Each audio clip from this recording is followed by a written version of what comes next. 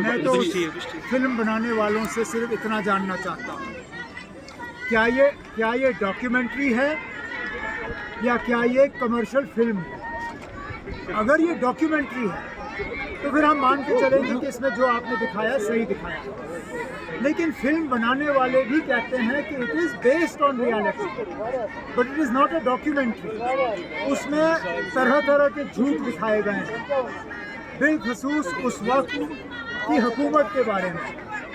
हकीकत ये है कि जब ये वाक़ये हुए, जब कश्मीरी पंडित यहाँ से निकल गए, उस वक्त फारूक अब्दुल्ला वज़ीर आला नहीं था, उस वक्त गवर्नर राज था, जगमोहन साहब गवर्नर थे, वीपी सिंह साहब की हुकूमत थी। और वीपी सिंह की हुकूमत के पीछे कौन खड़ा था? बीजेपी की हुकूमत थी मरकज़ में।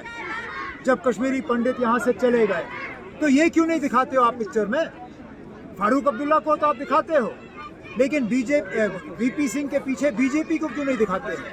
वीपी सिंह की हुकूमत थी उस वक्त जब निकले। तो ना ये सच्चाई के साथ इस तरह खिलवाड़ करना ये अच्छी बात नहीं है। और आपने सही कहा, यहाँ सिर्फ एक कौम ने कुर्बानियाँ नहीं दी। अगर कश्मीरी पंडित मरे हैं हमें उसका बेहद अफसोस है, नहीं होना चाहिए था। लेकिन क्या कश्मीरी मुसलमान नहीं मरे? क्या कश्मीरी सरदार नहीं मरे?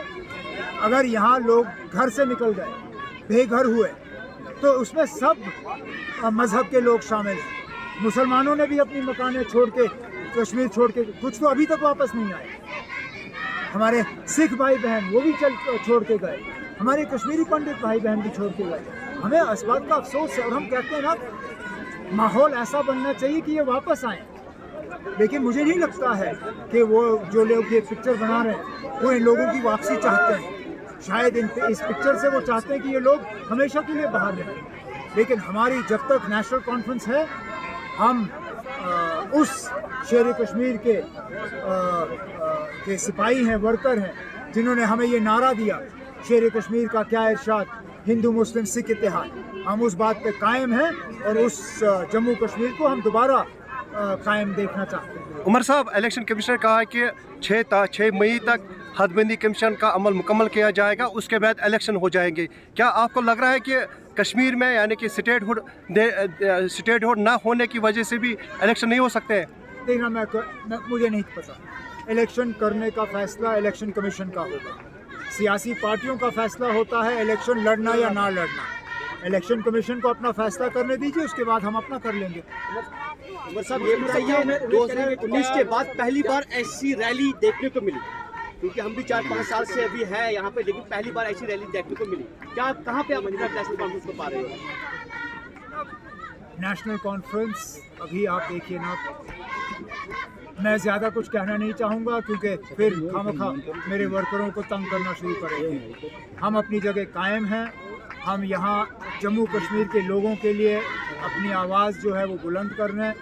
जम्मू कश्मीर के हकूक़ दोबारा हासिल करने के लिए हम अपनी लड़ाई लड़ रहे हैं और लोगों के दरमियान अपना तालमेल जो है उसको बनाए रखने में हम पूरी जो है अपनी कोशिशें जारी रखें। उमर साहब, पहले जेपी नड्डा साहब यहाँ पे आए,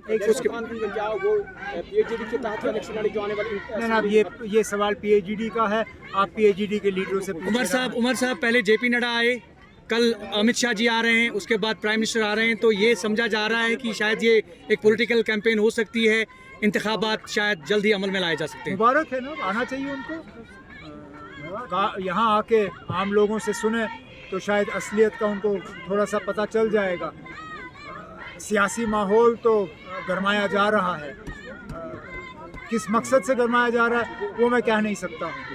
अब हमें तो मतलब जैसे मैंने कहा, हमारी जिम्मेदारी तो सिर्फ नेशनल कॉन्फ्रेंस तक है।